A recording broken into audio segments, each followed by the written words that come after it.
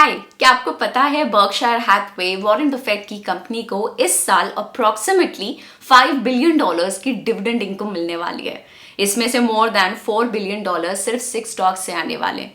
Warren Buffett को dividend stock से बहुत प्यार है, हो भी क्यों नहीं। ये ऐसे स्टॉक्स हैं जो आपको रेगुलर सोर्स ऑफ इनकम देते हैं। रिसेंटली कुछ कंपनीज ने डिविडेंड अनाउंस किए हैं, इसलिए आज हम आपको 4 ऐसी कंपनीज के बारे में बताएंगे जिनकी एक्स डिविडेंड डेट्स नजदीक आ रही हैं।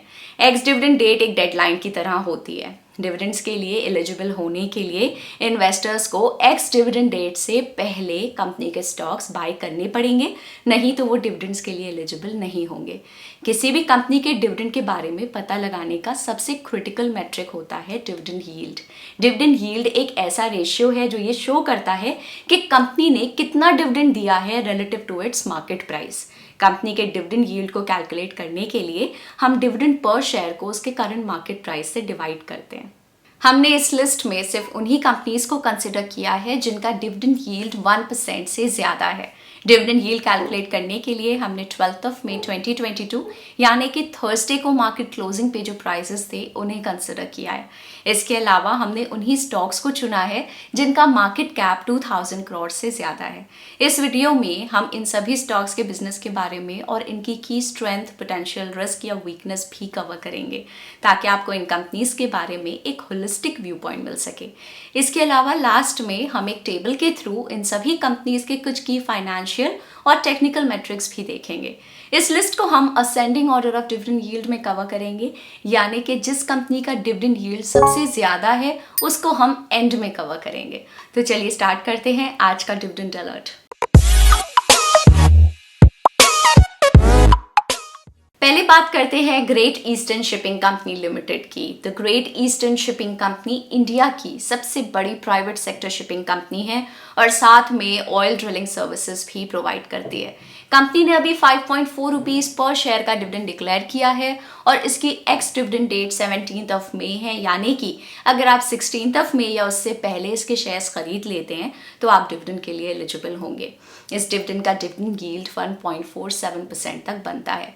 कंपनी के 2 की बिजनेस सेगमेंट्स हैं। एक शिपिंग सेगमेंट मतलब transportation of crude oil, petroleum products, gas and dry bulk commodities, और दूसरा सेगमेंट है ऑफशोर सेगमेंट जो ऑयल कंपनीज को ऑफशोर एक्सप्लोरेशन और प्रोडक्शन एक्टिविटीज करने में मदद करता है। कंपनी की सबसे बड़ी स्ट्रेंथ है कि उनके पास रिलेटिवली यंग फ्लीट यानी कि लार्ज ग्रुप ऑफ शिप्स हैं जिनकी एवरेज एज अराउंड 12.13 ईयर्स है शिपिंग सेगमेंट में और around 11.15 years in the offshore segment. ये कंपनी को हेल्प करता है बेटर चार्टर रेट्स पाने में और हायर ऑपरेटिंग एफिशिएंसी अचीव करने में। चार्टर रेट्स मतलब वो रेट्स जो वेसल के ओनर और वेसल यूज करने वाले के बीच तय किए जाते हैं। लेकिन कंपनी के लिए एक बड़ा चैलेंज है कि shipping industry global economic activity पर लार्जली डिपेंडेंट है और इसलिए काफी साइक्लिकल और वॉलेटाइल मानी जाती है। इसके अलावा ये बिजनेस हाईली कैपिटल इंटेंसिव भी है। सेकंड कंपनी है रैलिस इंडिया लिमिटेड। ये कंपनी टाटा ग्रुप की पार्ट है और एग्रोकेमिकल्स की मैन्युफैक्चरिंग में इन्वॉल्व है। इस कंपनी ने अभी 3 रुपीज पर शेयर का डिविडेंड डिक्लेयर किया है और इसकी एक्स डिविडेंड डेट 6 जून है, यानी कि अगर आप 5 जून या उससे पहले इसके शेयर्स खरीद लेते हैं तो आप डिविडेंड के लिए एलिजिबल होंगे। इस डिविडेंड का डिविडेंड यील्ड 1.52% तक बनता है। कंपनी का फोकस नए प्रोडक्ट्स लॉन्च करने पे है। फाइनेंशियल ईयर 22 में इस कंपनी ने 13 न्यू प्रोडक्ट्स लॉन्च किए और आगे अपना प्रोडक्ट रेंज एक्सपैंड करना चाहती है। इससे कंपनी के मार्जिन्स इंप्रूव हो सकते हैं और कंपनी के इंटरनेशनल बिजनेस में ग्रोथ हो सकती है। इस कंपनी ने पिछले 5 सालों में अपने पीयर्स के मुकाबले सबसे कम सेल्स ग्रोथ शो की है और कंपनी का लास्ट 5 ईयर्स का नेट प्रॉफिट ग्रोथ CAGR भी -11.2% है। थर्ड कंपनी है Castrol India limited. Castrol India limited automotive and industrial lubricants की मैन्युफैक्चरिंग और मार्केटिंग के बिजनेस में इन्वॉल्व है। कंपनी ने अभी 3 रुपीज पर शेयर का डिविडेंड डिक्लेयर किया है और इसकी एक्स डिविडेंड डेट 2 जून है, यानी कि अगर आप 1 जून या उससे पहले इसके शेयर्स खरीद लेते हैं तो आप डिविडेंड के लिए एलिजिबल होंगे। इस डिविडेंड का डिविडेंड यील्ड 2.98% तक बनता है। कंपनी के लिए एक बड़ी अपॉर्चुनिटी ये है कि कैस्ट्रॉल ने जियो बीपी के साथ पार्टनरशिप की है, जिसके बाद कंपनी जियो बीपी के रिटेल नेटवर्क्स पर अपने ल्यूब्रिकेंट सेल कर पाएगी। इससे कंपनी के मार्केट शेयर और वॉल्यूम में ग्रोथ हो सकती है।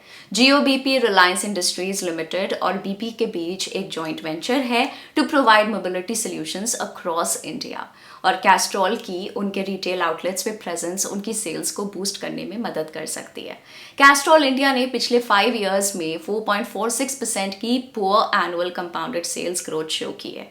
इसके अलावा कंपनी का लास्ट 5 इयर्स का एब्सोल्यूट रिटर्न -53.7% है। फोर्थ कंपनी है Tata investment corporation limited. Tata investment corporation limited एक नॉन बैंकिंग फाइनेंशियल कंपनी यानी कि एनबीएफसी है, जो वाइड वैरायटीज ऑफ कंपनीज के लिस्टेड और unlisted equity shares, debt instruments, mutual funds etcetera में इन्वेस्ट करती है।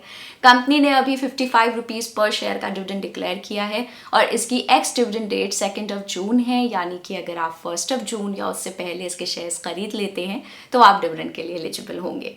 इस डिविडेंड का डिविडेंड यील्ड 4.01% तक बनता है। कंपनी की सबसे बड़ी स्ट्रेंथ है कि उनकी कैपिटल पोजीशन हेल्दी है। एज ऑन 30th सितंबर 2021 उनकी नेटवर्थ 17,861 करोड़ रुपीस थी, जो कि 31 मार्च 2021 में सिर्फ 14,059 करोड़ रुपीस थी। इसके अलावा एज ऑन 31 मार्च 2021 कंपनी का Tier 1 कैपिटल एडिक्वेसी रेशियो भी 103.37% के कंफर्टेबल लेवल्स पे है। टाटा इन्वेस्टमेंट कॉर्पोरेशन की फाइनेंशियल परफॉर्मेंस कुछ सालों से अच्छी नहीं रही है। भले ही कंपनी डेट फ्री है, लेकिन कंपनी का ROE सिर्फ 1.2% है।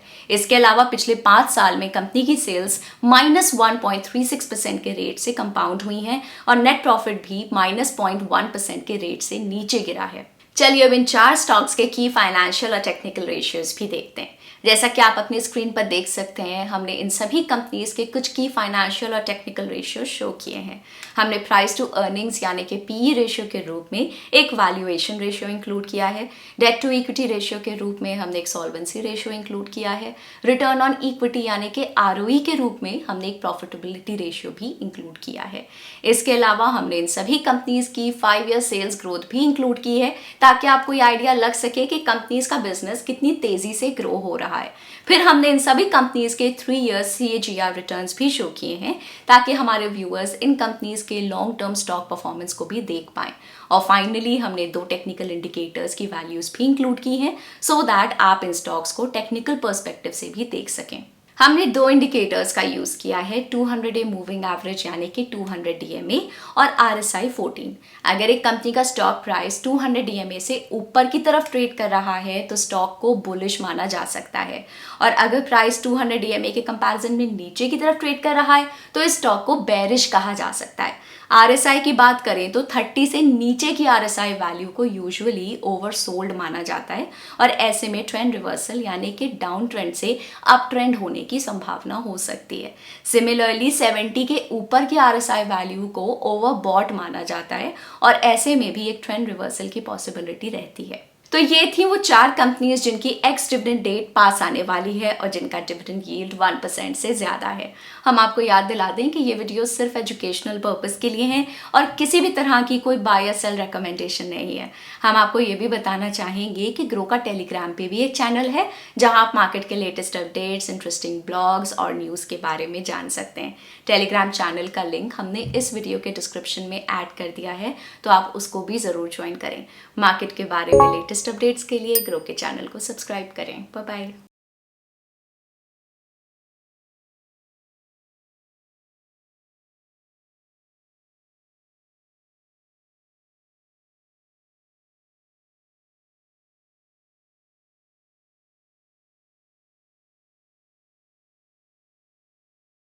Investment in securities market are subject to market risks. Read all the related documents carefully before investing. Please read the risk disclosure documents carefully before investing in equity shares, derivatives, mutual fund, and or other instruments traded on the stock exchanges.